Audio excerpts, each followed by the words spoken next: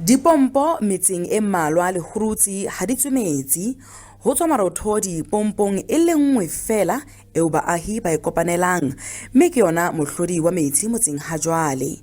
Baahi ho kenyeletsa maqheku le maqhekwana ba iphumana ba folla metsi dihora ho tloha ka matjeke. Dio tsotle tsene ba di bua di a diragala gore ba re dirile dilo wes gone anong metsi ga yo gotle.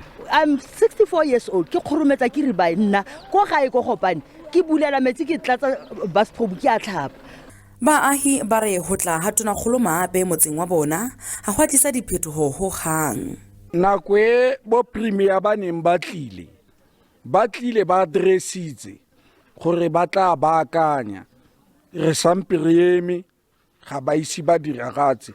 Le ha ho le jwalo kantoro ya tona kgolo yona e re ho na le tswelopele ka ha tharollo ya bothata ba metsi motseng wa lehurutshe. Ga jaana go na le dipeipi le di-valve tse di setseng di kabolotswe go tlamela baagi ka metsi mme go santse go na le tiro e ntsi e tshwanetseng e diriwe go isa ditirelo ko baaging. Fela ditho tse ding tsa komiti ya tshebetso e shebaneng le tharollo ya mathata ana di re tsela e sa le telele ya ho fihlella tharollo. Contractor o salatliswa mo siteng o ntse a le busy fela ka di-borehole a dira le di-connection tse ileng gore ga di khotsofatse baagi.